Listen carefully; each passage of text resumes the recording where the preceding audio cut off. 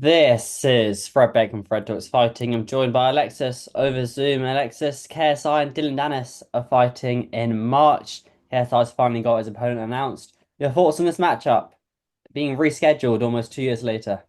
Yeah, I mean, I think it was great the first time round until Danis pulled out and he got a little nervous, and then I think it's going to be a fun fight the second time round. I think the banter's going to be good, the fight's going to be fun. That's what it's all about.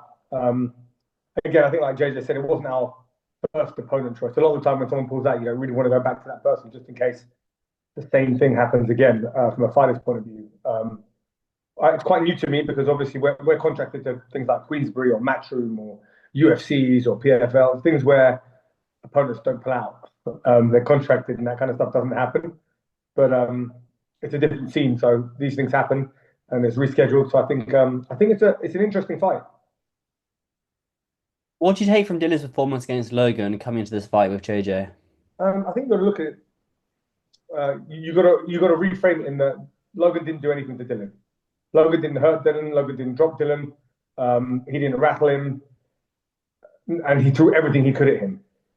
The other side of that coin is Dillon didn't do anything to Logan. He double guarded, held his shots, and didn't throw too many. Tried to throw some big kill shots, but didn't have any range, and obviously couldn't find his timing. It's been a long time since he fought, but I think if you go on his IG and you look at kind of his friends' posts and stuff, he's out there training with guys like Pierre, the UFC champion, sparring with those guys. He looks like he's in much better shape and weight down, and obviously I think he knows what he's coming up against now.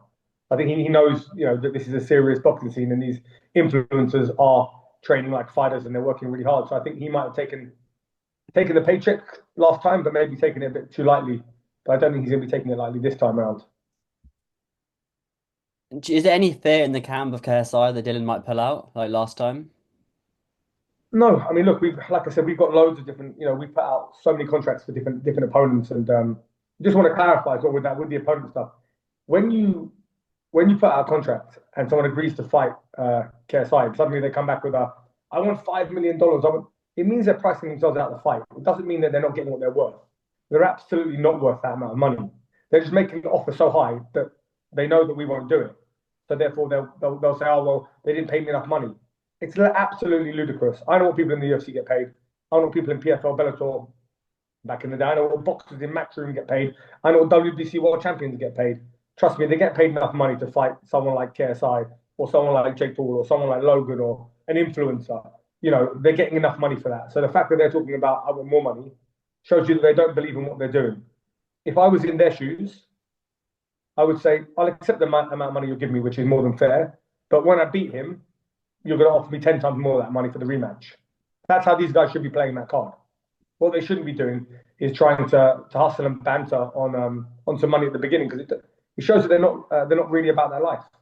At the end of the day, we are contract killers. We're prize fighters. You put out a contract, you say this is the amount of money, we turn up and fight for a prize.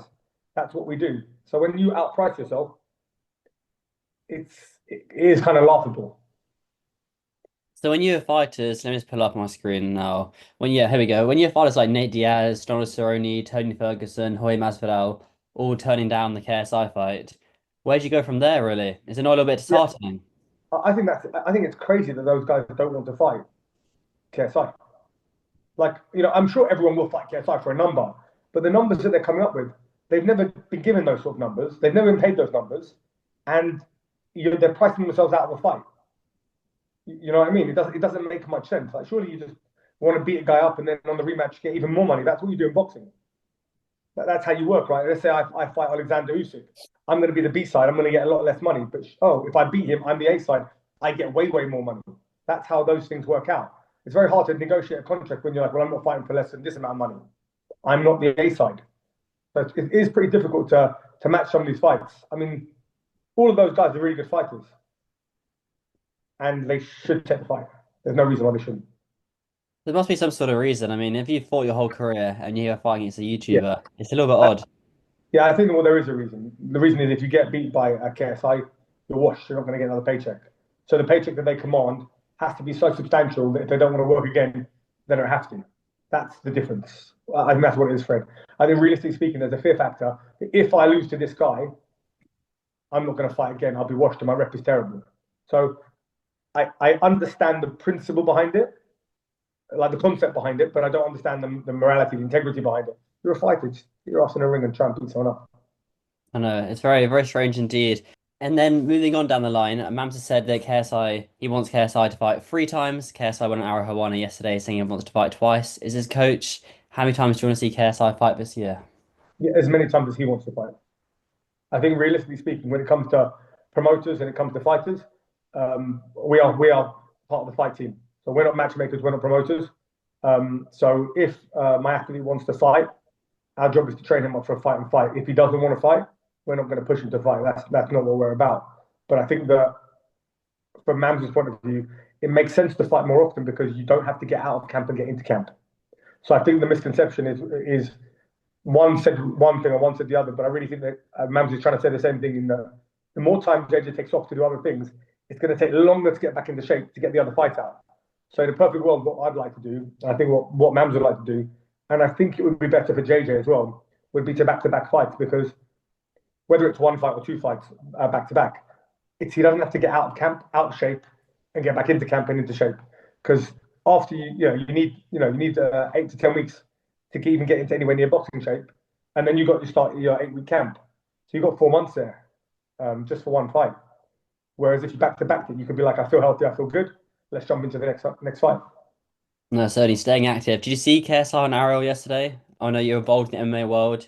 I know Michael Venom Page won Arrow Hawani after his win a few weeks ago. Did you see KSI on Arrow yesterday? No, I haven't had a chance. I've just been that we were in Saudi Arabia the week before with Michael Page against Shara Bullet, and then I was just in Manchester. Derek Chisora beat Otto Wallen for the IBF Eliminator, so he's number 2 ranked in the world in Manchester.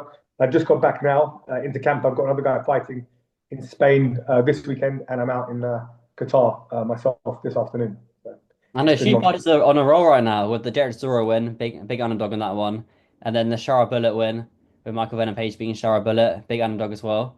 Seems like you guys have got quite a momentum right now. Yeah, I've got to be honest. Without being arrogant, we do very well from a fight point of view.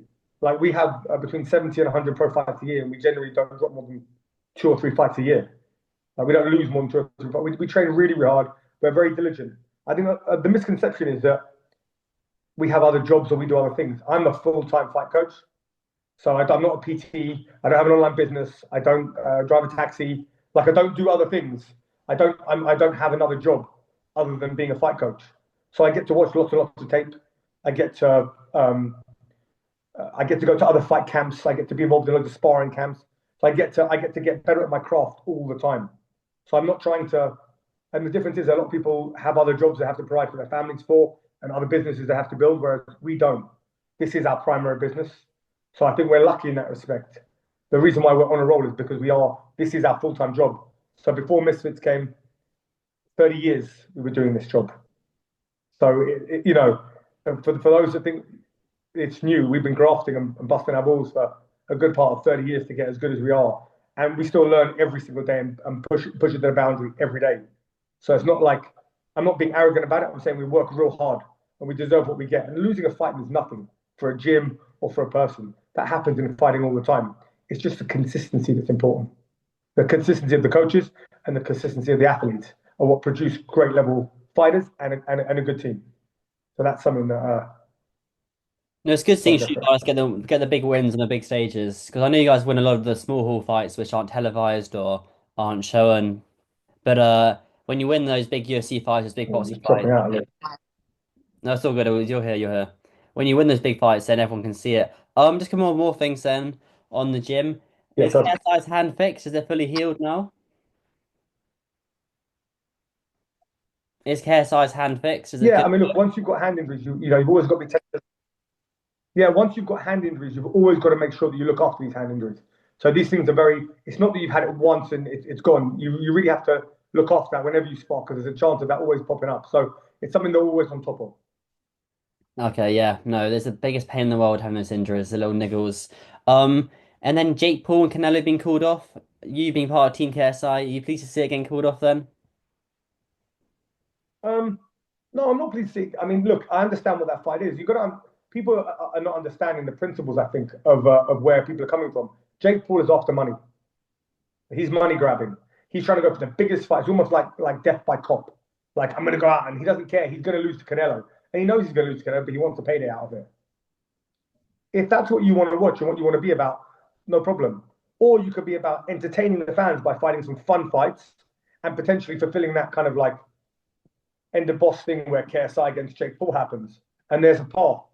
I mean, you don't see any of us calling out, you know, Bivol or Better Biev or, like, you don't see any of us, you don't see JJ calling out, Alexander Usyk. You're not hearing crazy stuff out of our mouths because we stay in our lane. We know what we're about. We're about fighting good fights, entertaining the crowd, and having fun along the way. I think this misconception that I think Jake Paul's trying to be the face of boxing and like fight boxers, and I think that's what that he's giving influencers a bad name. He's giving the scene a bit of a bad name. I've got a huge boxing gym with loads of guys that are very highly ranked and that have got belts, and that's a different lane to what this influencer lane is. So I understand there's professional boxing and then there's influencer boxing and there's that thing in between, and I think that entertainment is one thing, but he's going into a fight knowing he's going to lose that fight just for a money grab. And I'm like, it doesn't really do it for me. If KSI started saying he could beat Canelo Alvarez, he would stop Canelo Alvarez, like comments like that, would you guys kind of give him a talking to? Would you kind of be Yeah, like, no, realistic? not at all, not at all. I'd put him in the ring with somebody of that caliber and see what he could do against him. This is the problem with people, Fred. There's no reality check in life.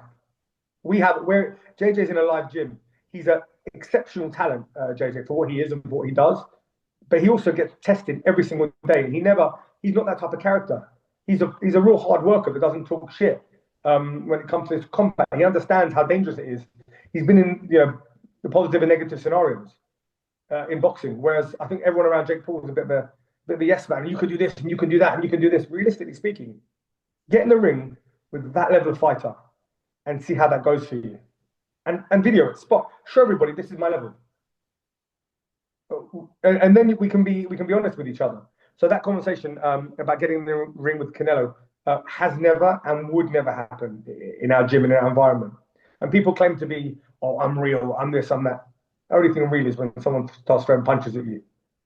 You can talk as much as you like about why I did this and why I did that. See how you do when someone's throwing punches trying to kill you with bad intentions, not moving you around, not being tippy tappy and being soft with you, but legitimately trying to get you. I think a lot of people's mind will change. We'll see. We'll And see. then put 10 up gloves on. I know. We'll leave a little bit of a mark. You're off to Qatar now in a few hours' time. How long are you there for? Just a couple of days. We've just got we're in fight camp now, so unfortunately we're contracted to be with JJ 24/7 in the wherever he goes, we're there, which is hard work for all of us, and obviously even harder work for him because he's got a schedule that is unlike a fighter. So most fighters will train, eat, sleep, train, eat, sleep, whereas JJ is doing 15 podcasts, 3 shows, writing a song, doing a football match, and then training. It's very difficult. Do you guys play KSI's music in the gym? Yeah, it gets played. Yeah. No, it's not. It's not like a thing, but it's come on before. It's all good. Oh, okay, okay. I've never heard it in the gym when I come down there, but I don't know, maybe it's different songs. He's also got two football matches coming up, the Simon charity match and then this match for Hope in Qatar. Are you worried he's gonna get injured? Is that are you a little bit nervous he might overstrain something or pull a hamstring or someone Yeah, might barge him into him to get a slight tackle? hundred, 100%. It's one of the reasons why we're there. Yeah, I hate the idea of it. I can't stand the idea of him doing anything other than being cocooned in a fight camp. I think the difference is that we run loads of fight camps with loads of high level fighters, and we try and keep everyone away from. I mean, a lot of our fighters, pre-weigh-ins, they're wearing gloves, they're not shaking people's hands, they don't want to get ill.